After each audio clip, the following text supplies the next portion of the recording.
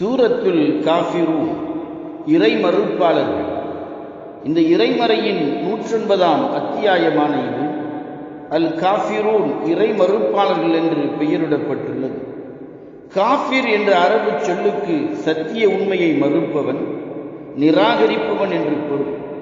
அக்காலத்திய அரபுகள் சிலை வணக்கம், மூடப்பழக்க வழக்கம், அறியாமை, மடைமை, நம்பிக்கையில் பிடிவாதமாய் கிடந்து உண்மையான ஒரே இறைவனாம் அல்லாஹுவை மறுத்து வந்தனர்.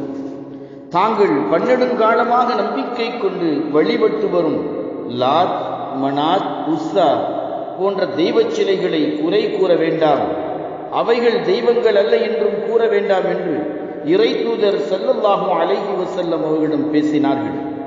அன்னலாரோ, நான் சத்திய உண்மையை கூறாமல் இருக்க மாட்டேன், அல்லாஹுவை மட்டுமே உண்மையான ஒரே இறைவன் என்பேன் என்று உறுதியுடன் கூறிவிட்டார்கள்.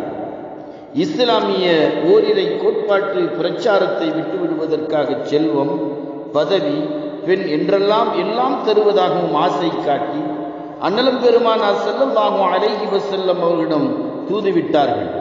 எதுவுமே பலிக்கவில்லை. இறுதியில் நமக்குள் ஏன் இந்த குழப்பம்? நமது தெய்வங்களை அவர் ஒருவரிடம் வணங்கட்டும், அவர் கூறும் அல்லாஹுவை நாம் ஒருவரிடம் வணங்குகிறோம் என்று தூதுவிட்டனர். அவர்களின் கூற்றுக்கு பதிலாக இந்த அத்தியாயம் இறக்கப்பட்டுள்ளது. அல்லாஹ் மட்டுமே உண்மையான ஒரே இறைவன் என்பதில் உத்தமர் ஸல்லல்லாஹு அலைஹி வஸல்லம் அவர்கள் உறுதியாக இருந்தார்கள். இந்த விஷயத்தில் மற்றும் எவரிடத்தும் சமாதானம் செய்து கொள்ளவில்லை. மக்காவில் அருளப்பட்ட இதில் 6 வசனங்கள், 26 சொற்கள், 99 எழுத்துக்கள் இடம்பெற்றிருக்கின்றன. அஊது பில்லாஹி மினஷ் ஷைத்தானிர் ரஜீம். பிஸ்மில்லாஹிர் ரஹ்மானிர் ரஹீம். விரட்டப்பட்ட ஷைத்தானிடம் இருந்து பாதுகாப்பு தேடுகிறேன் இறைவா. எல்லையில்லா பேரருளும் ஏற்றமிகு பேரன்பும் நிறையேக இறைவன் அல்லாஹுவின் எழில் திரு பெயர் போற்றித் தொடங்குகிறேன். குல் யா அய்யுஹல் காஃபிரூன்.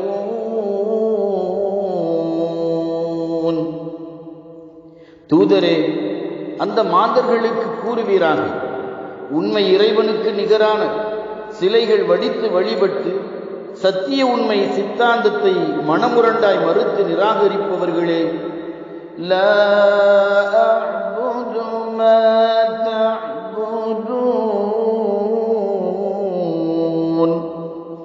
முன்னோர்களின் பாரம்பரிய மூடப்பழக்கத்தை அப்படியே பின்பற்றி அடிப்படை ஆதாரம் எதுவுமின்றி நீங்கள் வணங்கிக் கொண்டிருப்பவைகளை நான் ஒருபோதும் வணங்க மாட்டேன்.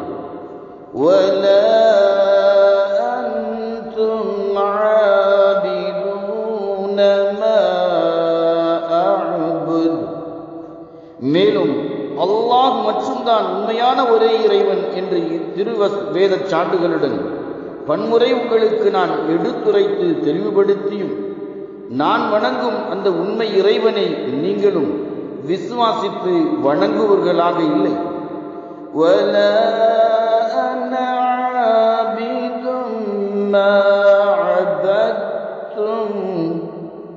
மறுபடியும் சொல்லுகிறேன், நீங்கள் வணங்குபவைகளை ஒருபோதும் நான் வணங்குவனாக இல்லை. நிச்சயம் கற்பனை பொய்மைகளை வணங்கவே மாட்டேன்.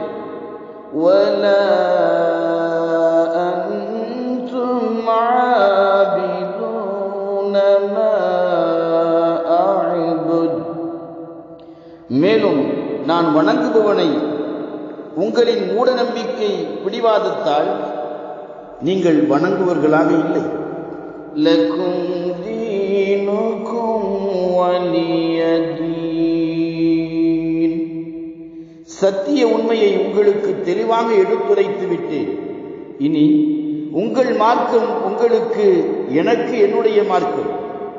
மதம் சம்பந்தப்பட்ட விஷயங்களில் இனி உங்களுக்கும் எனக்கும் எந்த சம்பந்தமும் இல்லை. இதில் துளியும் பொருந்தி வராத எம்மதமும் சம்மதம் என்பது ஒருபோதும் வராது. ஏனெனில் இச்சொற்றொடர் அர்த்தமற்ற வெற்று சொற்றொடரே. உண்மை சொல்லப்பட்டு விட்டது. இனி அதை ஏற்பதும் ஏற்காமல் இருப்பதும் உங்கள் விருப்பத்தை பொறுத்தது. ஸதக அல்லாஹ்.